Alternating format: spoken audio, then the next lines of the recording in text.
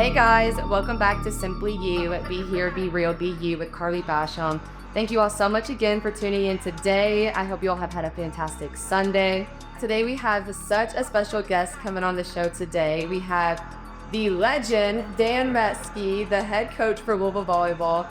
A little bit about Dan. He spent 8 seasons from 2017 to 2024 as Louisville's associate head volleyball coach and was named the head coach of Louisville on January 31st, 2025, which first of all, congratulations. That is a huge deal. And I'm so excited to see the next era of Dan Meske. I'm excited, of course. You also became the 8th head coach of program history after a stint as the associate head coach that saw the Cards earn a pair of national runner-up finishes, 3 national semifinal appearances, and also won 4 ACC titles consecutively too. That's huge. Like legendary dude. Oh, sorry, I'm not dude. Dude's fine. As you're talking through that, I know you had Ron here. I was like, this must have been 4 pages for Rob. He would never get through it. No, when I tell you, there was literally 3 pages, and I literally sat him down, and then I was like, just highlight what you want me to say. I'm sitting in the legend seat. You are. I love him. And also, one thing that is huge too is that Meske was named the ABCA Assistant Coach of the Year during the 2022 season, becoming the first male ever to win that award. Yeah, I guess. I think that didn't Washington State's coach win it though? But what's his first name? Burdette. I think Burdette won it, but people look at his first name Burdette and they don't assume the color. Because he won it like 10 years ago. I'm pretty sure I have to ask him because I've seen that stat a bunch of times. Yes. But then I looked through there and I think that Burdette won it. I was going to say, I've seen that I've written a lot and I was like, I swear that he won it. So if he hasn't won it, then yes, maybe I'll be the first male to win it. But the Assistant Coach of the Year award to me always looked like it's almost like a year 2 award. I think I won it in 2022. Danny won National Coach of the Year, Head Coach of the Year 21. And then we were also good in 22. And it's always kind of been like that. It's like your team has a great year. Then the next year you're good. That's when the assistant coach gets the award. But yeah, there were about 30 players involved in me being, lucky enough to get that award. There was 2 seasons worth of players for sure. And that's very interesting to even think about how it literally probably took 2 years to earn that award. That seems like how it's been going. That's interesting. I love that. And in his 8th season at Nebraska, the Huskers compiled a record of 216-44 wins and won 3 Big 12 championships, a Big 10 championship, and made 8 NCAA tournament appearances. Meske also helped oversee the inauguration and emergence of the Huskers sand volleyball. Well, right back. Some of this stuff I forgot. So I think I must say you're doing a blast from the past. That's true. They still have that beach program. And what happened back in the day was I try to get your full journey. Beach volleyball was an emerging sport, and the ABCA would give your program, if you started it, if you did a full year of beach volleyball, at the end of that year, they'd give your program $100,000. So that's what they do to build up sports. And so I had to write a proposal to the athletic department to do 2 seasons of beach volleyball for $50,000 because year 1 we would have to pay out of pocket. After year 1 we get $100,000, and then year 2 we would have 50 left over.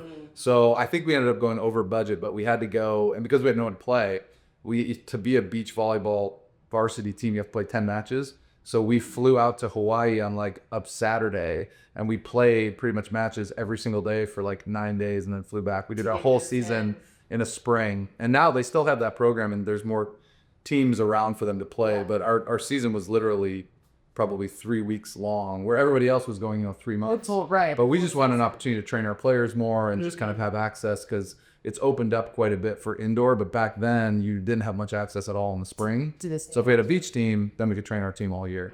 That's very interesting too. It's interesting to me that they still have that team. So I don't know why Nebraska has a beach volleyball. I'll see them train during the spring, and they'll be on their sand volleyball courts. And it's like, yes. I mean, hey, they have the facility. They always have great ball control, so that's something to say. Always. And that's where too, I think there's a different level whenever you train in sand too, just because you have to be able to teach your body to have that control, because it's on the court, you can almost fly around, and then it's just a good touch behind it. Or it's if you just have the good push off, it's going to end up working. But in sand, you have to have the dynamics. I like sand volleyball. I wish I could still play. My kids are 10, 8, and 6. My goal is when they can actually play a little bit, maybe I have another season or 2 up in Bell. So I might come back out of retirement. I'm about to say Dan Meske in the flesh at the sand volleyball. In my mid-40s, everybody can get me. I'm excited. I would just say, Have you ever played in the like Sands volleyball tournaments? So That's like the beer leagues. there's a Whatever big, beer. it was so the grass is really big here, which I didn't realize until I moved here. So we always are involved at Brightside and like we help out. I think like the mayor's team or something like that. But since I moved here, which man, I was probably in my mid 30s, but I haven't played very much beach or grass or anything like that. Todd Chamberlain, my younger male on staff, he's about 2-3 years younger than me. He's played more recently, but I think he's even hung it up. Guys are good. Like these guys in their 20s, they're good. It's hard to hang. Yeah, they are good. And also, just like about the grass volleyball, never knew that it was a thing until I came back from Washington. Huge around here. Huge. I'm like, there's even like the grass volleyball tournaments, like the spring and summer. So the Wapaka boat ride is probably the biggest one. It's in Wisconsin. And in my prime, I played in that tournament and we got third. And it was like, it's a huge tournament. I remember it's like old school scoring of 15. It's 3-on-3 on a sand court on a grass court. You played on a golf course, but there are all these crummy net systems. So they kind of sag in the middle. So everybody runs 2 balls up the middle. But it was like, I mean, this is a massive, the whole 18 holes worth of volleyball courts, all that. We got third. And I remember at that time I was like 22 and we got like $1,500 a piece. And it was like, That's I was like, I might not even work for the year. You just won the lottery. I think I was done playing at the time. I don't think the NCAA would care if I was still playing, but I think I was done playing with them. That was back when if an NCAA player played, because I remember on the women's side, there was like a current Wisconsin Badger or whatever won it, and she couldn't take any of the money. She probably would have won like $3,000, but that was back before NIL and all that. You couldn't accept anything. Right. So yeah, $1,500 was a big deal. Big deal. That Third place, I was like, geez. That makes you wonder how much they paid the first game. I know. I don't know. I've never been. Poor Dad. Ever come? I might be retired had I won that tournament. No, you might have just said, all right. I know. Just put it in Bitcoin. I would be done. Anyways, all that being said, Dan, your name speaks for itself. Your history, what you've done, and just even the sport of volleyball speaks for itself. So just seriously, thank you so much just for being here. It's an honor. Seriously. Of course. I want to kind of get into several different topics with you just for us to talk about, but I kind of just went through your journey as a coach in general, but can you kind of get into how you found your voice as a coach and realize how you could actually make an impact? I think especially just with how big that you've been able to grow your own social media and with, like your personal podcast. I feel like you've really been a great figure for the sport of volleyball, as well as just try to utilize your voice to make an impact too. So could you just kind of get into, I guess, how you found your voice? And that's a great question. So finding your voice is like, I think you're always still finding it. So for me, I'm still refining my communication style. I also think like each generation is different. Each player is different. Each recruiting class is different. Like they all have their own personality. So I still think I'm refining that, but I wouldn't call it finding my voice, but for me, like finding my identity as a coach was like really big when I realized that like confidence is everything. And like, however I communicate with athletes, if it's not increasing their confidence, then it's not really worthwhile for me to say. And that took me like a long time to figure out, where like as coaching, and I watch this with my kids with youth sports, it's like, especially new coaches. If I'm a new coach, the first thing I want to do is like correct. I want to, what are they doing wrong? Let me correct it. What are they doing wrong? Let me correct it. Oh, we need to change that. As opposed to like, there's 40% of this is going well. Like, let's really kind of celebrate that and spend our time reinforcing that, because what you appreciates gets bigger. 100%. And so for me, that was a really big thing of like finding my identity as a coach, was just like literally 100% of my communication should always build confidence. Now, there's still opportunities to correct and, fine tune things, but like weaving those in a way that it's always constructive. And I mean, the worst thing is when you lose an athlete and they shut down, or you kind of cross a line with an athlete from a communication standpoint where no matter what you say, they've already tuned you out. Right. And that line, it's like once you cross that line, it's really hard. It's hard to come back from. So, when I was a younger coach too, I always kind of left with the thought of like, leave them wanting more, as opposed to with coaches. Sometimes we want to think like, just make sure, even if we covered too much, just make sure we covered it. And it's like, maybe I only covered 80% of what was important, but it's better than me doing 110 and grinding them down.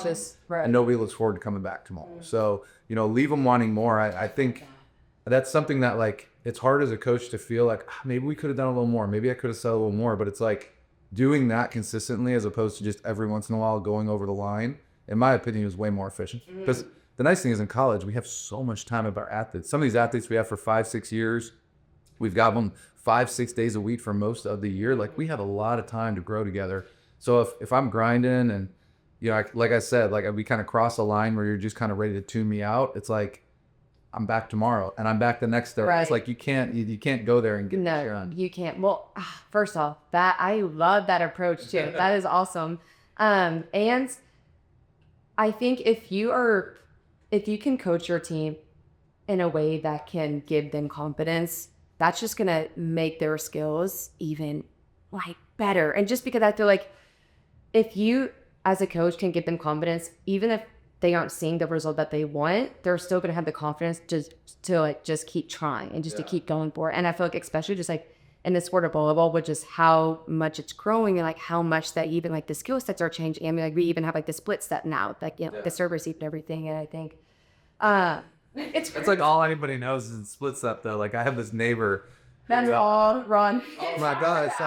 It's like I had this neighbor whose kid was like just starting volleyball, and it must have been like his social media just got blasted with that. And he's like, well, what about this split step? And I'm like, your kid can't even pass the ball. I think we weren't even worried about split stepping. Like they can't serve it over the net yet. Don't worry about. I hear the split step a lot, which I like in a lot of different things. We split step with our block.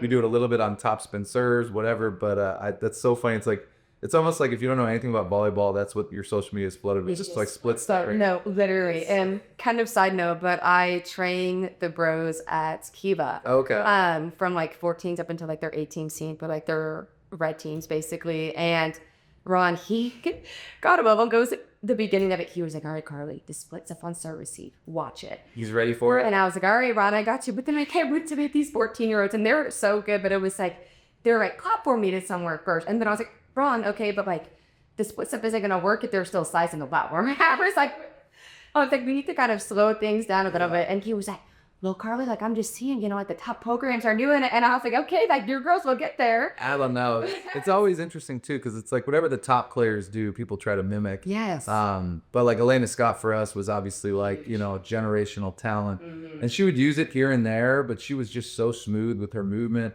Molly Sauer was one too, that when we got here, she was already the bro, and she's one of the best passers I've ever seen. And she would use it sometimes, not use it other times, but it was more of just like the feel for the game. So that's where, sorry about that. No, you go ahead. Well, that's where I feel like even that can even relate to just giving them confidence too. Cause I feel like if you go into it, having your players think that they can only play like a certain way or think that they can only like move a certain way and stuff like that. It's a great point. It's going to make them feel so limited, and it's not going to let them play free. And I'm a firm believer, like your players play the best whenever they're not thinking too much. They're just in their flow state. If that was something like I always tried to make sure that I was in was like my flow state, just because the more that I found myself thinking, the worse it ended up getting, and I think that's just whenever you go back to just trusting your training. But you can't feel that flow, and it's like you can't feel that freeness of playing if you don't have the confidence to be able to move how you want to too. Because even I feel like as coaches, like it's your job to be able to like correct the talent or like not the talent, but like correct the technique with it and stuff like that. But at the end of the day, it's like each player plays differently. It's like each player has their own way of playing. They have their own personality on the court and everything like that. And I think if you learn how to embrace that, but also trying to just correct like the few small details of it, that's going to make them feel so confident. So I had two things on that you covered. One is you talk about players, and I hate giving Kentucky credit because she's a coach of Kentucky now, but Amaya Tillman was a legend for us in the middle. And she taught me a lot about, and I thought I knew a lot about training middles at the time, but like she taught me a lot about eye work and like, hey, this is what I saw there. And as opposed to just me being like, you should look at this and that's how you're going to get the result. She would say like, well, here's what I saw. And there's a play that sticks out in particular. We were playing Nebraska in 2021 at their place. We swept them and she blocked this ball, I think against the current pro. I think a kid who plays at Omaha right now. But it was like a block where it was everything you don't train as a blocker. It was, she reached away from the hitter. She reached up. She wasn't over the net, but the player hit a high, it was a high deep shot, and she ended up blocking it like 2 feet above the net. It went way back to the end line. We call those Amaya blocks now because she had so many. And I remember watching film with her and I was like, what were you watching here? Like, why would you do that? And she was like, well, at the last second I saw the hitter's eye and it felt like she was going to hit that shot. And I was like, I'd never heard anybody say that before. It's always a ball setter, ball hitter. And I'm just watching the hitter. I'm not watching the hitter's eyes. But it was like, that got me to think like, man, she's seeing the game in such a different level. Yes. But you talk about the flow state too. I did my master's thesis on flow, which is like your challenges versus your abilities. And when those meet, that's when you get to a flow state. Then when you're talking about, I always think too, is like, there's the challenge of what you're doing, but there's also the perceived challenge. And the more things we put of like, I need a split step, I need to be here, I need to do that. The more you put on your checklist, the harder the challenges are. Like, so it's harder to get the flow. Right. But if you just have one or two things, then the challenges are easier and it catches up to your ability. And that's when you find yourself in a flow state. And that's why they say, oh, when I'm playing great, I'm not thinking. Because you're not going through a checklist of 10 things. That makes so much sense. Playing. Oh my gosh. And I love that you did your thesis on that too. That's so really random when you brought that up. I hadn't thought about it in years, but yeah. For the past. I know I was in leadership development. I did my master's in Nebraska as a graduate assistant. That's awesome. But then there's this book called Flow, and jumping off of that, I did kind of like a connection to volleyball and things like that. Yeah, for sure. I'm like, it's so true though, even because I think whatever, I mean, like just based on my own experience too, whenever I would even be like in practices or even like in games and stuff, the more that I found myself thinking about, okay, like pushing my outside shoulder more forward or trying to feel that dip in my side or trying to push off my left foot to get there, like that was whenever I was completely losing even what I was able to do. And like, that was to compete, that was to bring my drive, that was to bring my passion. And it was like, it just seemed like I was focused on like the wrong things, quote unquote, which was like, not that necessarily focusing on your technique is wrong, but I think that whenever you get into those game time situations, that's whenever you just have to be able to trust your training and trust that you're coaches and just be able to trust that if you are doing something wrong, my coaches are going to correct me too. But just like be able to do it in like a good way too, I think is like the situation you're describing. It's like if you think of your best, and you could think about this in any business, family life, whatever. Just like when you're in flow, when you're in that state where it's just like life's happening for you and not to you, like it's just you're not thinking. You think, okay, what am I thinking about that moment? I don't know. I'm just reacting. And then it's like when we're struggling, we have a tendency to think like, oh, I want to be in this flow state. So I'm going to think about my left hand. I'm going to think about, but it's like when you put yourself back there, it's like you didn't get into that state by thinking about those things. Right. So it's a really hard thing. But again, the more we put on our plate, the harder it is to get into that state. And I think it all just goes back to just keeping it simple. Like I feel like especially just as you try to achieve bigger and greater things, it can seem like you have so much more to do, or it's like, it just seems like you just have to do so much more than what you are doing. And then I think if you just go back and be like, okay, no, like what got me here? My personality, my drive, my work ethic, like all of those intangible things that it's not necessarily you have to change. You just have to be consistent with it too, I think, to see those results. For sure. But I think in those big moments, we either go back to either not using our training and trying to change something, which then I think affects the result of it. Or if you do tap into that flow state and even tap into like the frequency of it too, like you even talked about stuff happening for you and not to you almost. I think that also can go into just like the state of like vibrations that you're even bringing to, which I mean, like that can come from like your mindset, even, and just how you even go into, those games or like those practices, or even, like if you are starting like your own business or something, just going into it with the intention of knowing that you're going to be successful or knowing that you're going to learn, but not being afraid to fail either. Yeah. Like I think that the fear of failure can hold so much of us back. I totally agree. And it can and it's just so crazy of how much the fear of failure can stand in some of the most successful people's ways, just because they're just afraid of like not going for it. But just based off the last point, just like about the flow state too, Magda, the middle that I had at Washington State, she's a legend. I mean, she's insane. But it was funny because we would get in games, and it was actually one of her best games. She got like 12 blocks in like a 3-set match. It was crazy. But there was this one timeout. Burdette actually, he was like, "What are you doing?" And she was like, I don't even know. and she was like, "I literally don't know." She was like, "I'm just playing." And he was like, "Well, just keep doing it because of it."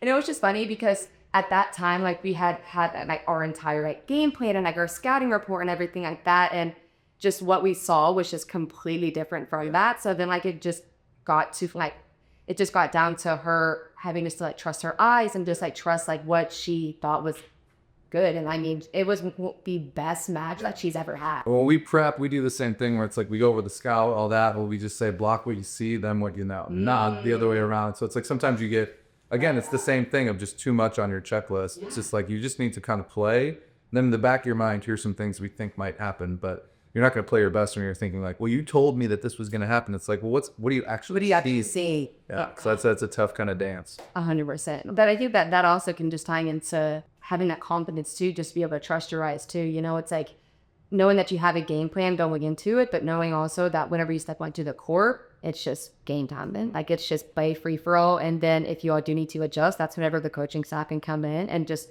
trust that they're going to guide you to make those adjustments too. Sure, is huge. Love that. Ooh, what do you think makes a successful coach? I feel like you've been around a lot of successful coaches and now you are becoming a very successful coach, but yeah. Can you just kind of get into that? I haven't thought about that in a while. To me, the first thing that came to mind was like humility. Because I think as a coach, it's like my personal favorite leadership style is just like servant leadership. So for me, when I see like young coaches, I don't know why, like for me, an example that comes to mind is like when we run camp. When we run camp in the summer, we bring in 200-300 kids. We cater lunch. So we bring like Chick-fil-A in and we talk to them. Hey, we love our arena. It's the best arena in the world. You know, treat it with respect, keep it clean. No matter what, at the end of the day, it's trash. And it's like the coaches that we bring in that like afterwards are just kind of grabbing trash and just kind of keeping the place nice. Those are the people. That's like such a small thing, but it's like small things become big things. Like how you do one thing is how you do everything. And to me, those are like little things where I'm just like, this is somebody who's going to be really successful because like they care about the small things. So I don't know. The first thing that comes to mind of like a great coach is humility. And then, you know, I think that the easiest answer a lot of people would give is just that, you know, a commitment to learning, because you really do have to and that's in any business, any sport, anything like that. Like if you're not constantly striving to learn, you're falling behind. Before we recorded, we were talking about AI. It's like for us in our volleyball program, we're trying to figure out how AI kind of fits into our program. We've talked about, you know, we have, did you guys wear catapults when you play it? Yeah. So, you know, catapults are going to give you like a total output for each athlete. We've got obviously our practice plans. We've got our strength conditioning. Well, we can put all that into AI. And then we can kind of get more of a snapshot of what our players' experience is going to be. Hey, we had the best week ever, February 12th. It's like, what were we doing? And then it's like, you got an AI 2 seconds that's going to let you know what you were doing right before that, what you were doing after that, and then what that actually was. So for us, we're trying to figure out how we can kind of incorporate that more. And like we said, you're not going to be able to replace the relationships, replace the conversations, replace the learning and growing that happens like that. But if we can streamline some of that other stuff, it's like, why not? It frees us up for more things. So humility, constantly trying to learn. Love those. And I think I have a couple of things to say about both, but just regarding humility first, that is one of the most important factors and qualities that any person can have in their life. Just because I think that you can't learn and you can't grow unless you have humility, bro. And I feel like those things kind of play with each other, just because in order to learn and grow, you have to admit that you don't know everything. You have to learn that there are people out there who might be doing things, you know, like a bit better than you. There might be people out there who's doing things at a faster pace than you, or who just know more like about what you're trying to do. And I think if you truly invest and commit to learning and growing, you have to kind of strip away your ego and be like, I want to like almost like submit to not knowing, you know, it's like submitting to the unknown. We talk sometimes about like, you know, when you get feedback, you have the opportunity to prove or improve. Like if you get feedback and immediately it's like, well, but, or anything like that, you're just trying to kind of prove, and you might, your reality, you might still be right. But if you're trying to improve, you're open to, okay, what is your perspective on that? Do I really need to do that? But what you're talking about too of, you were touching on with humility. Gosh, I couldn't remember where I wanted to go with that. Fine, take your time. No, you lost me. Darn it. We were talking about ego. I lost it. Ego, putting your ego aside. We'll come back. You lost, but I had it, and I was like, all right, no, but because I got on the prove and improve thing of just like, it is a delicate dance of, oh, I know where I wanted to go with it. It was you were talking about how you have to accept that there might be somebody doing something better than you. There might be somebody who knows something better, but like my initial reaction to that was like, there is somebody doing it better. There is somebody doing more than you. But the other part of that is like, you need to know that like you're enough. Like that's with our group. A lot of times it's like, you need to understand like what you're doing. Like if you're committing to it, it's enough. Like you are enough as you are. We're striving for more. We want to be better. Yeah, there's somebody who can jump higher right now. Yeah, there's somebody who can hit harder. There's somebody who was a higher ranked recruit, but it's like you're plenty fine in the person that you are. And then if we commit to where we want to go, the sky's the limit for us. But I think that that's always a hard thing of like accepting that. Yeah, somebody does know more than you. Yeah, somebody is stronger than you. Yeah, somebody is better than you right now in this metric or whatever it might be. But that's okay. But you're enough as you are. And volleyball in particular is an imperfect game, and you don't have to be a game stakes. Yeah, you don't have to be better at every single thing to beat a team. It's a true team game. So definitely you are enough. Yes, 100%. And I think that's where so many of us can just get lost because we strive just to get better or to master our crafts. And then it's like we're so focused on trying to either change or just like continue to get better at things. And then it's almost like we can, like not all the time, but we can lose what got us here too, And I think going into those situations, knowing that you can still learn and grow to make yourself better, but also holding on to like the foundation of like why you even got this jump or general shit look. And it's like you didn't get there because you knew what you're like about to learn. It's like you got there because you were yourself, because you brought those intangibles that either they never saw before or that you just carried that that you just carried almost like better than most people. Yeah, it's interesting. I hadn't thought of this point too until we were talking about it, but it's like if you take a college athlete, okay, so a volleyball athlete that we get an opportunity to play at Louisville, you have to be pretty special. But like the interesting thing about it is like you at that moment probably aren't enough to take Louisville to the next level, but what you did to get to that is what got you there. Like who you are, how you committed to the process, how you improved. That's what got you the opportunity. But where I think some people struggle is like the snapshot of I'm the 7th ranked recruit or 10th ranked recruit or whatever in the country. So I am really good and I am who I am. Yes. And then I get there and all of a sudden it's really hard and it's really like, it's competitive and I'm not the best anymore. But it's like you weren't brought on this team because you were going to be the best right away. You were brought on this team because look at how much better you got through your high school career. We expect you to do that in college. And we might touch on this later, but like with transfer portal and things like that, transfer is different. The transfer, when they come in as a junior or senior, they are kind of expected of like, hey, you are expected to impact the team immediately. But the high school recruits, I think sometimes see themselves like that, where it's like, hey, you're bringing me in and here's my impact on the court. And all of a sudden they don't get it right away. And it's like, where's my value? It's like you were brought in because of where you're going to go, not where you are right now. Where you're at right now. Which is hard because it's like, hey, I'm a top recruit and I'm playing in the Under Armour game and I'm doing all these things. Right. And then all of a sudden you get to college and it's like, man, like... almost like a wake-up call. Well, it's hard too. You got 50 around the team. You're 18 and they're 23. It's like, if you can play, that's crazy. Like, it is not the norm. It is not the norm to be able to be better than people 5 years older than you, And especially just, I think, with just like the caliber that Louisville volleyball holds in general, it's like, not only are they competing against 23-year-olds, but they're competing against these girls and these athletes who have been in some of the biggest stadiums that have been in the most pressure type of games and situations and stuff like that. So it's like those things also you have to experience to be able to have the confidence to actually be in those situations too. And I just think, like you nailed it right on the head, but you can't have one without the other. It's like you can't have humility without confidence, but you can't have confidence without humility too. And I think just trying to find that fine line between not being overly confident, where then I think you can start to become a little bit cocky because you don't see where else that you can improve,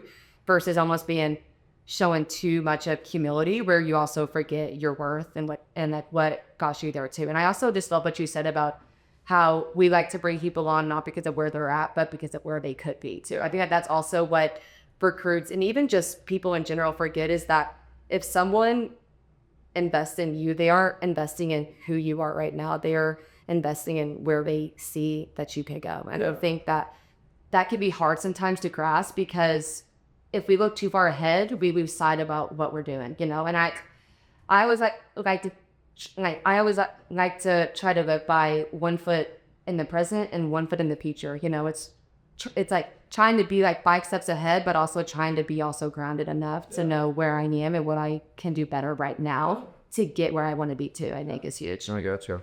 I did want to touch on, before we get into the transfer portal, because I do want to kind of pick your brain on your thoughts behind that.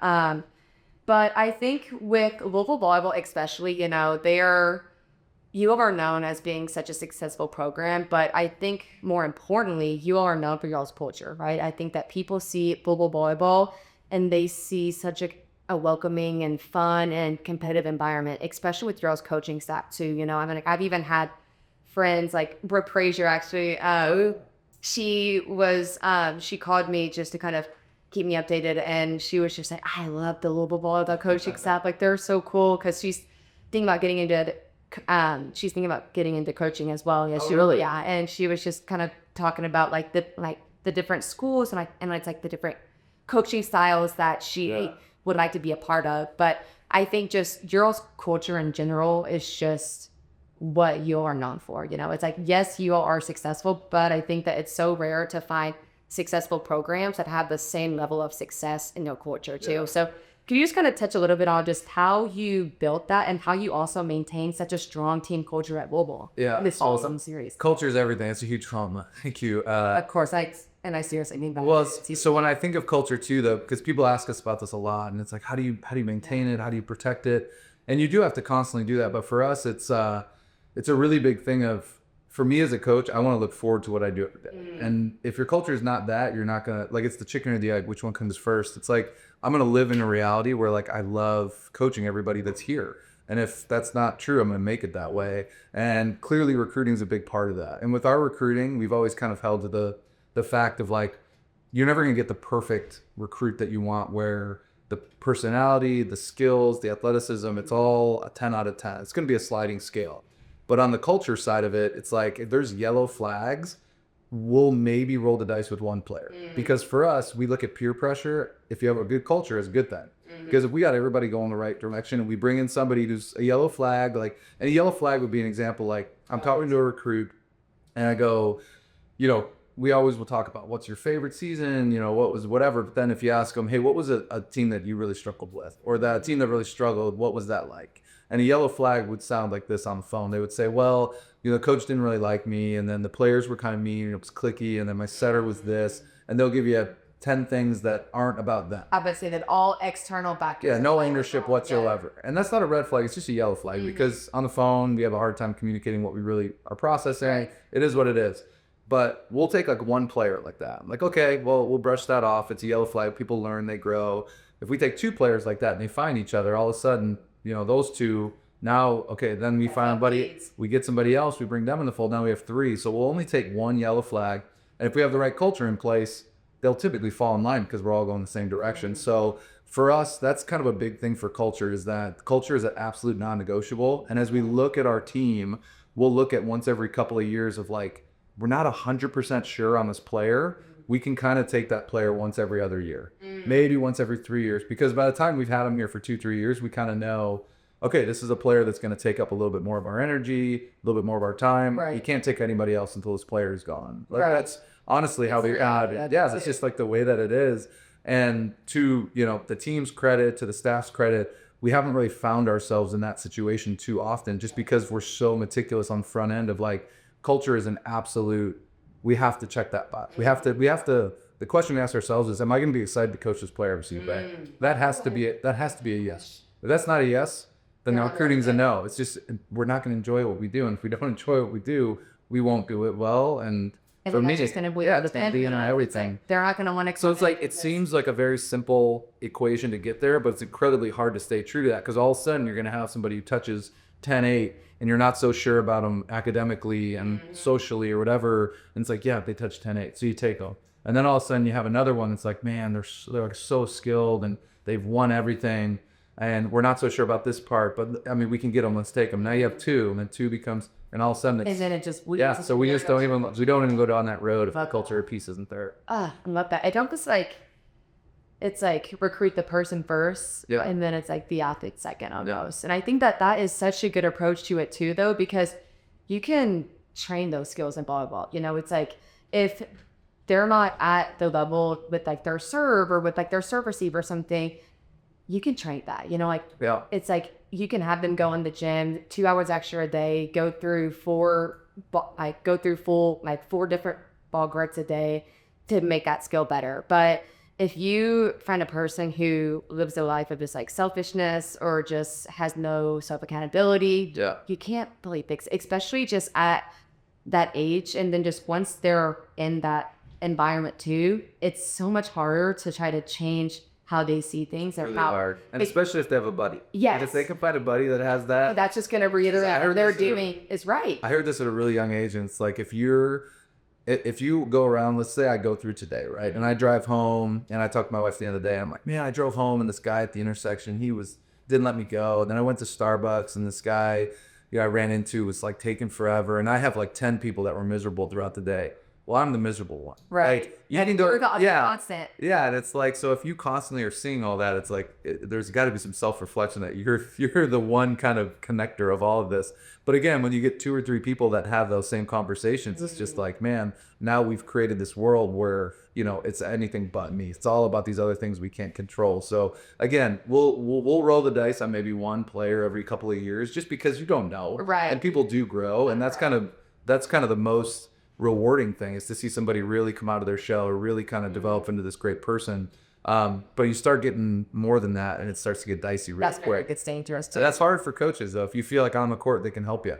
It's hard to say no when you're like, man, they would upgrade us. Like, we know objectively they would upgrade us on the court, but we're not so sure off the court. It's really hard to say no. And even just with how you say, like, you have a girl who could touch 10-8, but if they aren't the right cultural fit, you have to be able to make that tough decision and be like, because or if your culture's perfect, then you can take that player. Right. If your culture's great and you feel good about every single player, you can take the one. And then you put them in there, and peer pressure will usually get them in line. Or you get in trouble is then you got her and you do another and you do another, then you're out. 100%. Now, and if you already have one, then you can't take her. No, seriously. It's like you pitch your max. We already have our one. Right. It's like you pitch your max of that. But I think that's so cool too, Dan, just that approach, because to me, what I hear too is that you're making a commitment to the rest of your team too, because I feel like because it's like the players that you did bring onto this team, they came onto this team because of the Louisville culture, right? And like, yes, they want to see this, yes, they want to see the success and they want to compete at like the highest level, but I feel like Louisville's culture is what brought them there, and like that's what made them invest in the program, and I think by you being that selective, I think that that's also a testimony just of your commitment to your own team now too, because you're saying that like you have to meet the standards that I see is already up. It's huge. That's awesome. I love that. I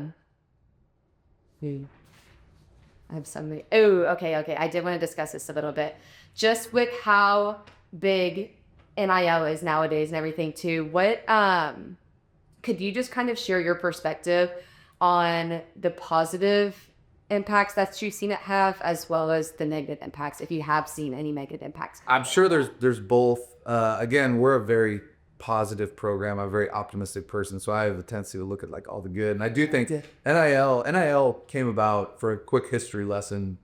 It's funny, we were talking about Alexa Hendricks, and she was a player that social media, she really blew up. I think Elena Scott and Hannah DeBeer the last couple of years did the same type of thing. Those 3 players, and I'll use Alexa Hendricks as an example, but when she came to Louisville, she couldn't make any money on NIL, and she had a passion for social media and all that, but she's made a career out of it. And then she, was playing for us and was like a DS, and they changed the rules so she could make money on her name and image and likeness, because she was doing a YouTube channel and doing TikTok and all this, and she should be able to take money. Because she's bringing in so many. Well, and she's grinding and she's doing the work. And that's why NIL, that's why that rule kind of came about.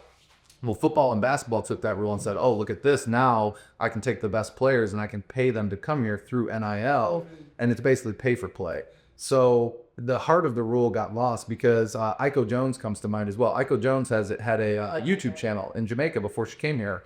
When she came here, she had to give up doing all of that. She couldn't make any money on it because of the NIL restrictions. I think it was about her junior year, they switched that. Now she can monetize her YouTube channel and all that. But before she even played 1 point here, and she was a red shirt and grew into our program, it's not like she was getting paid on NIL. Right. But she had to give up all that just because of the rules. So the rules were really behind. And then, of course, leave it to football and, men's hoops to kind of ruin that. And so then we had to reel it back. And now we got revenue sharing coming, which I think It's not perfect yet, but it's a good system where it's all going to be through the university now.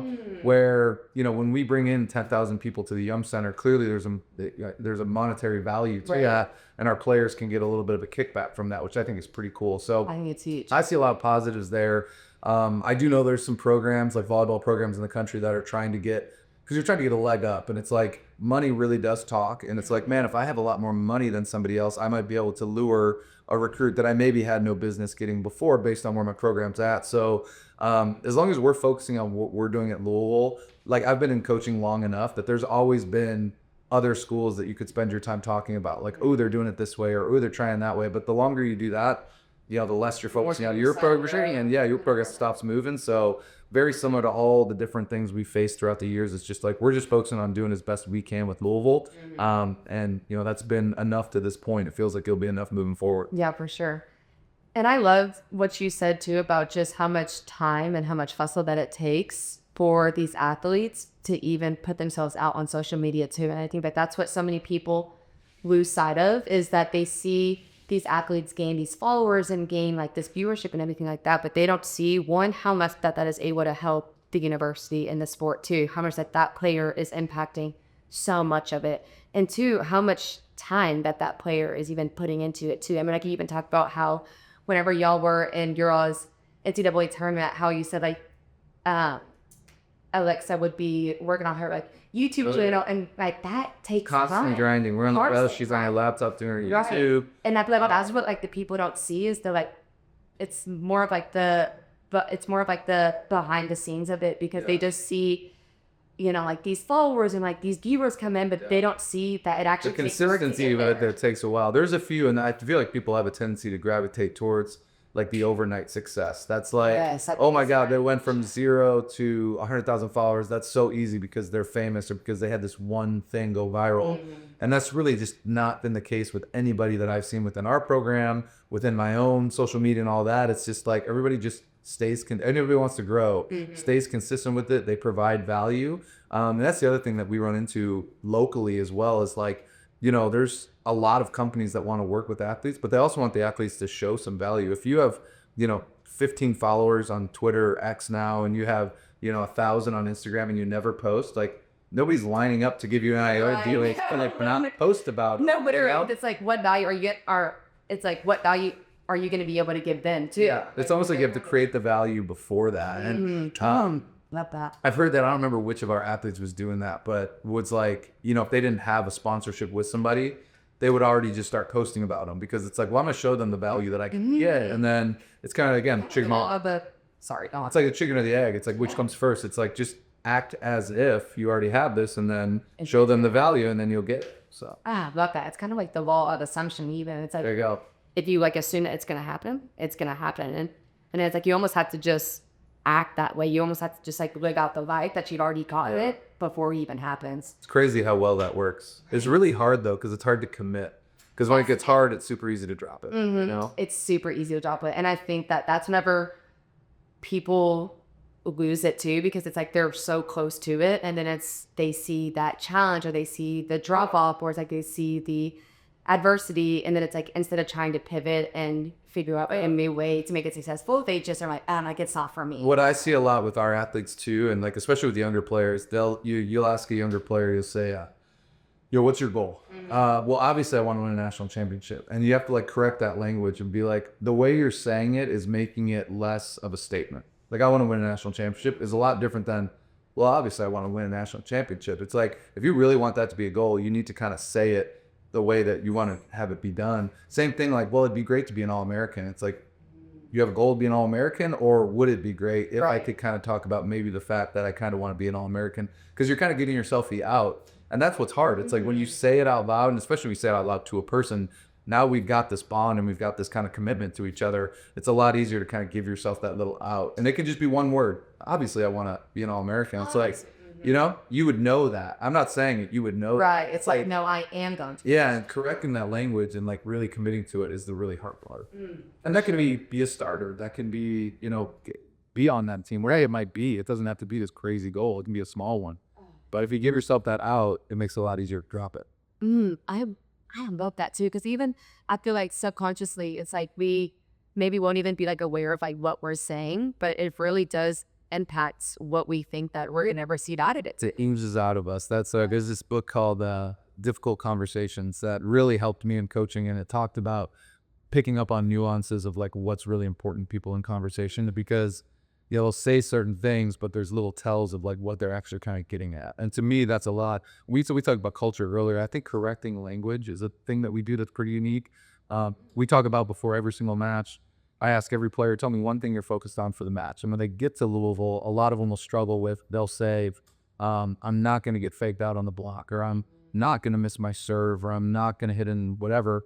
And we'll correct all that language and be like, no, tell me what you're going to do. Tell me what you're going to do. Decide what you're not going to do. Yeah. And so it's very hard for athletes sometimes because they are focused. They've been a lot of athletes throughout their career, that they've been corrected. So it's like, well, I'm not going to do that. I'm not going to do this, as opposed to like, I'm going to go up and I'm going to be courageous and hit deep corner. Or I'm going to make sure that I angle my hands on my block, or I'm going to, just tell me what you're going to do.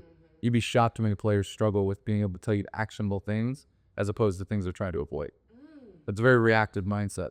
That is so interesting. Yeah. So we talk about culture, I think, too, back on that question, correct language a lot. Like how we talk is kind of how we see the world. Huge. It's so important too. And I think especially just within sports too, because if you tell yourself that you are going to do something versus telling your body that you're not going to do something, whenever you go up to make that block move or to go and make your server, like whatever it may be, your body's going to follow your mind's intent behind it, So it's like if you go into it thinking about not doing something, your body's not going to do something, or it's like it's not going to have the confidence and that drive to be able just to go for it, That's huge. I love that.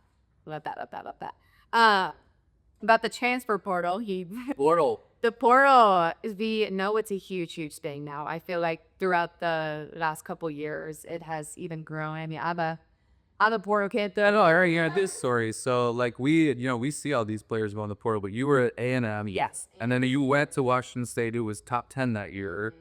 I'm always curious this, and I ask when we talk to kids in the portal, but I'm always curious this too. Like, what is that first day like after you get in the portal and your phone number's out there? You have to get 100,000 texts. I can't guess what it's like. That was the most overwhelming day of my life. You know how many you got? How many texts you got? It was over 55. I know, just because I made sure to clear all my notifications before, so that I knew that whenever a day would come up, I would never. But then how do you prioritize it? And then every single one, I would assume, is just the number. It's not even the name. And that was the hardest part about it, because it was just all of these random codes, these random numbers, and I would literally look, and it would be like I was just getting all these spams out looks. I'm like, that was texting me. I'm like, what? He's got my and even just like the emails behind it too. That was honestly what was so hard for me at first, just because. And then like you even mentioned how you even like prioritize it. Like I went through, because I knew that I wanted to stay in the Power 5 conferences, just because I love to compete at the highest level if I can. So I went through the Power 5 conferences, and I chose my top 5 schools at each conference, and then I would go through those. So how do you choose that? And this is a really good insight. Yes. And you're still recruits, but because you almost had to choose that before you even spoke to that bit. A little bit's going to be on reputation, or it's going to be on, do you talk to Ron? Do you talk to old club coaches? Do you talk to your current coaches? Yeah. Like, how do you whittle that down? Because I've always thought that too. Like when we recruit, there's players that I've never spoken to that I feel like are almost committed to us before I even speak to them. They kind of know they want to go here. Yeah. Whether it's they came to a match or they watch us on social media or whatever, they just know. And it's like, as long as I don't mess it up, they're coming here. Is hideout pub with your 5 without even talking to them? Yeah, I think there's multiple factors. I think one, Ron, he was like my right hand on throughout my entire transfer process, because he had known that I wanted to transfer throughout like my first year at A&M, and he actually encouraged me to do it that first year. But I stayed out the second year too. And then so whenever I put my name into the transfer portal, he would tell me like the programs or like the coaches where he would think that I would like do well within, because he like knows like how to play, and it's like he knows like how the coaches like to coach their teams, and just like, and it's like the different cultures and anything like that. So he like I would give him like my 5 schools out of each conference, and then he would be like, yes, reach out to them. That like he would kind of just give me his insight through there, and then I would also go through their rosters and kind of see, like how many DSs do they have, how many liberos do they have, and actually to see if one, if it's even realistic, if I see a team that has 5 different liberos and they're all between like sophomores and juniors or something like that, I'm gonna be like, okay, like how likely am I gonna be able to get a response? Like I still would respond to them, but I think the factors were, one, the reality of me actually being able to like go on their team and play. 2, using my resources like Ron, just because he knows every single coach in America. It seems like it's crazy. And then 3, kind of just like my own research. Like I would go on like their social media pages and just kind of either see like how they would present their athletes, or how like during like the small little, which like this seems so silly, but during like the reels and stuff like that, even just like how they like, if I could see like the videos of how like their coaches were even talking with their player, because that was something that I knew was make or break for me, was having the coach to player connection. Like that was something throughout Kiva I had always had and I had always valued so much, because like I was the type of player where I just wanted to constantly get better. Like I never thought that what I was doing was like my fullest potential almost. And so then I was like, I got to college and at A&M, that was whenever I just felt like my game just become stagnant. And then I was like, okay, like I need to make sure that my coaches are going to invest in me as much as I know that I'm going to invest in this program too. So that was kind of where I just like to kind of break it down and see how their coaches were, talking to their players and how they even showcase their. So I could you're outlining this forever. I'll one more question. What's like a conversation that sticks out that like really raised a stock of a program, or what also what sticks out as one that like other stock really plummeted? Yeah. Because I always think these now recruiting's done on Zoom. So these Zooms are really important. It's like for us, we have our entire staff on there. Me as the head coach now, I feel like I suck up all the air in the room. Sometimes I'm talking too much because it's like, hey, you're a middle. You're going to be talking with Parker way more than me. Right. So it's like, got to make sure that we all kind of balance this. But I'm always curious on these Zooms. Like you have to have one that was like great, or one that sticks out that was like, dude, this was like, well, there you go. You don't have to throw anybody on the plus or anything, but I'm curious what happened. Yeah, so we'll start with the one that was good. So I had gotten on the phone, and by then too, it was honestly crazy just how my recruiting process was different from me coming out of high school versus me being in college too, because I found myself going into the calls with questions that were more direct. Yes, you knew what you were looking for. Exactly. So that also helped. But I think just their response to it was crucial. Like I would ask them like, okay, like what is your theory behind if one of your players is starting to struggle or something, how would you handle that situation? And I think their response was make or break. Like there was one that specifically stuck out, and this coach, he was basically saying that he was just telling him like about his culture, and he was saying that he lives this culture based on just being like as selfless as you can. And but like more importantly, he was just saying how he invested in the player, kind of like, or sorry, not the player, but the person besides the player. And that was something that was huge for me, because I knew that if I had a coach who invested in who I was as a person rather than a player, that was gonna make my physical skill sets skyrocket, right? But it was kind of going back to like the feeling free. Like at A&M, I honestly I just never felt free playing. Like I just felt like I was constantly focusing on like what I could do better, like what I needed to like correct or something like that. But it was like whenever I was actually playing, I just felt so tight almost. And that's where it was like I knew how I played my best, and that was to play free and to be in that flow state. But in order to do that, I had to trust my coaching staff as well as they had to be able to trust me too. And so then I sat down with this one coach specifically, and I had told him like how I was feeling, and I was like, I love to play free, I love to feel free, but I also love to learn too. Like if I'm doing something wrong, like I don't want you to be afraid to correct me, but I want it to be more like a sit down conversation than you pretending like you're almost like better than me in that sense too, because like I was a firm believer too that there should be feedback and there should be corrections and everything like that, but I think it can be more of like a conversation based rather than like an attack based at your character too. And that was something that was really, really apparent to me. And I think the biggest thing that I saw throughout that one coach that stood out was how he talked about his players. He put so much value in his player versus who he was as a coach. And that was, I think, the biggest things that told me basically all the things I needed to know, because anytime that I would ask him about why he thought that he could make his program successful, or why he thought that he could make me successful, or how we thought that his culture was living out a very like selfless culture for his teams, it always went back to his teams. It was always to make his teams better, to make his players better, to make them better people leading that program. And I mean, I had conversation with coaches, and it was literally all about, and it was like all about stats, and it was all about numbers, and it was all about like, it just felt more for show than actually caring about what I actually needed at that time too, you know? All right, switch gears. Which is the one that sticks out that was like, oh man, they're Oh gosh, Dan, there was this one specific one. I literally, and like I'm with the type 2 where like my face will say it all sometimes. Like it's bad. And I was actually on a visit. This was an in-person because this was also at the time where it was COVID. So it was like we would have like one conversation, and then like if they had like a weekend with like no one on the campus, they would be like, all right, Carly, come on, come quick. Yeah. Great. So I had went there. We had just been emailing, and they were like, okay, come onto our campus. We're going to show you around, all of that good stuff. So I got on there. Literally the first moment, we started off in the coach's like room, in the coach's office. And I had sat down. I was asking him like the questions of like, how is like your team culture? How would you describe your relationship with your players? And I was like how, and then like one question that I always like to ask was, how often do your players come into your office? Because especially at A&M, like there was no one that ever went inside the coach's office. Yeah. But it was like at Washington State, we all went in there, you know. And I think that just goes to show how comfortable that connection is too between the player and coach's relationship. And so that was one of the questions I asked, and he literally looked me in my eyes, and he was like, no one ever comes in this office. And I was like, oh, okay, sounds good.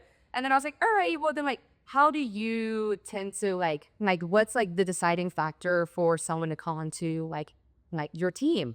And he goes, well, it really depends on how well they're passing, I guess, like how well their stats show. And I was like, so do you base that off of like the whole year or not? And he was like, well, if you could just send me your stats from the past like 4 months. I was like, what is your theory right now? I was like, what are you talking about? And then like, I just remember my face was like, That's tough in person. it was like this. Exactly. Now you gotta go see this. Exactly. And then it was so funny because I had my mom with me, and she was sitting like next to me, and she just knows me so well. And I was literally like, huh? And she was like, Carly, she was like, your face. I was like, okay. Like, okay. Needless to say, that, no, not the amount. No. But I think just the most important thing, at least for me being in the recruiter's shoes, is just showing them what you do for your players. You know, like you can talk so much about the success of your program and the success and like where you see them, but if they don't see the work that you're doing right now for your team, I think that's going to hold the most weight, at least for players. Like you guys try to be super authentic. That's the biggest thing. It's like, you know, and people ask about our culture constantly, or how do you describe your culture to recruits? And it's just like, we don't have words on the, like, can't put authentic on the wall and be authentic. Right. Like, that's the least authentic thing you can do. Put the word authentic on the wall. You just have to live it every day. Exactly. If you don't, people will call you out on that. So I don't know. That's my big thing on culture too, is like, it's really hard to like put words on the wall. Yeah. Okay? I'm not a big fan of the words on the wall. I'm not either. And that was one thing too, kind of just what you said, just like about being honest and everything too. That was one thing that I would always go into those conversations with, because I was like, I've seen the BS with it. You know, it's like I've heard and seen coaches try to sugarcoat things and then I was like, just give it to me straight. Like, I just want you to be honest, be transparent. Like, where you see me fitting into your program, just tell me so that I'm not blindsided, stuff like that. And then that would honestly be crazy, because they would tell me one thing, and then I would go and talk to some of like the girls in their sleeves. Here's something completely different. And then I'd be like, what is going on here? And that is the biggest red flag. We only take like one transfer a year, maybe. Like, we don't really hit the portal too hard, but it's always a good compliment to your team. But the transfer process with the recruits, I personally like more, because they know, like you said, they know exactly what they want. And they know, like, if you go one place that they're like, no, I'm not looking for that, it's like, okay, great. Like a fast no is way better than like, oh, so close, but no. Like, it's just like, let's say no right away. We see your time. Yeah, it's just like almost better, where You know, if you're doing it the first time as an undergrad, you just don't know. 100%. And that's where I think just going into it with more intent behind it. Because I felt like whenever I was being recruited in high school, I was honestly just so freaking overwhelmed. Like I was, I just want to get this under med tech, I guess, to compare it to. Exactly.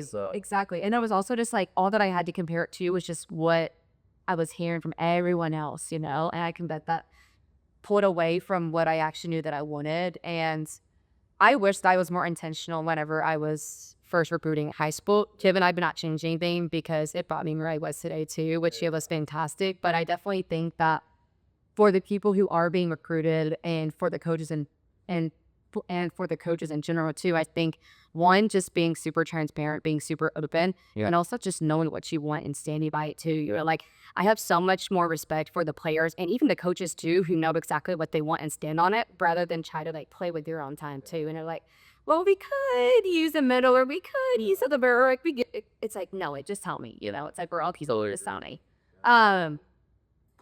Look, hold on. I was gonna do one more. Ooh, okay. I wouldn't do that in the way, I promise. But do you have like a funny moment or like a most memorable moments that you have in your career? I'm sure that there's tons, but is there one specifically that sticks out where you are just like, this is why I do this? Oh man, there are a ton. Gosh, this is not like a big like, oh, this is the top. This is just a very random one that I feel like there's like 200 of these. But it's actually when Todd Chamberlain had his first baby. This was in 2021. So 2021 is definitely like that's like a hallmark year for me because we went undefeated. Louisville was not a traditional top 10 even team at the time. I think we started the year at like 12. Ended the year undefeated, number 1. But what people don't realize if you're not on that journey is like at the beginning of the year, you don't know that. You don't know you're going to be the best team in the country or the undefeated team or whatever. You just know you're pretty good and you feel like we have a chance to beat the teams we're going to play. So we go through, and I think the first weekend we go 5 with Arizona State at their place, barely beat them, and we're like, okay, we can get a lot better. Then we go through the next 3 weeks and we go undefeated, but we didn't play anybody really top 25. And then we had a gauntlet. We had Purdue, who we had never beaten at the time. We had played them every year since I got here in 2017. It'd be crazy to think that there was a time whenever you... It's crazy. We had Kentucky and then we had Nebraska back to back to back. And I talked earlier about Amaya and this Nebraska. It's the same match. So we go, man, if we go 2 out of 3 in these, we're in jack. Like, what a year. If we go 1 out of 3, that would be great. So we played Kentucky first. We also had never beaten Kentucky since I had been here in 2017. It's crazy. We beat them in 5. It's like, oh my gosh. So, we're playing with house money after that. We already have the 1. And then we played Purdue. And the Purdue is the moment that I'm gonna talk about. So we played Purdue, and Todd had his first baby that weekend, so he didn't come on road with us. And I don't know why this sticks out. It's a funny moment. So we beat Purdue. We beat them in 3. And again, we hadn't beaten them yet. It was just a huge monkey on our shoulder. Crazy. Beat them in a sweet dude. Yeah. And so Anna Stevenson, I remember, had like 9 kills in 1 set. And 1 set is a middle. And so we're feeling on top of the world. And so we go to the locker room, and at the time we had this player on the team, Rachel DeMarcus. We called her Big Rach, we called her Big Kahuna. She was like the leader of the pack. Like she is an absolute gem. And we get done, and we're FaceTiming Todd, we beat Purdue. And Todd and Big Rach had like this hilarious relationship where they just like always made fun of each other. And like it pans to her, and she goes, and no one misses you, Tom. But it was like the funniest thing because it's like Tom is such a huge part of the program, all that. They just get at each other nonstop, and it just tore the whole run. But it was like we had this year where it was like we went undefeated, we competed so hard, but we never lost like the fun. Like we were always jabbing each other, and I don't know, you bring out like a funny moment. That was cool because like we couldn't have been any higher there, and then we had this like hilarious moment where like Big Rage kept it real. It was so funny. Leave it up for Big Rage too. No, she is awesome. She's such a stud.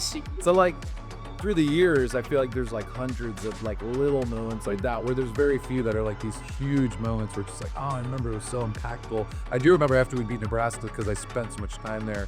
That was one of like 2 times that I cried and like, oh yeah, because I was just like, man, like the team knew because it was Nebraska. They yelled hard that was, but I was like, I've been on that other bench and watched so many teams flood it away just because it's Nebraska, it's the big crowd or whatever. And that they just like full throttle. never let up and beat them. And I was like, you guys have no idea how hard it is. That's like a full circle moment probably for you. It was. As young. We spent so much time there. Right, because you know how much it has to take to be able to beat them. Hard it is to do that, and so that was a cool moment. Oh, that's so cool. Thanks for sharing it. Yeah, it was a fun season. So. And I think it's so cool whenever you do look back at those experiences because it really comes down to those small moments, you know? I feel like you had these great, huge wins that the people see, but it's like what makes those great wins so valuable is those small moments that you have with your team, like with your coaches. It just makes it so special. That's awesome. Dan, thank you so much for being a part. This was awesome. Thank you so much, Mr. Rapper. Of course. And thank you all so much for tuning in. Don't forget to like and subscribe, and I'll see you on next Sunday on Simply You. Be here, be real, be you. Thank you guys.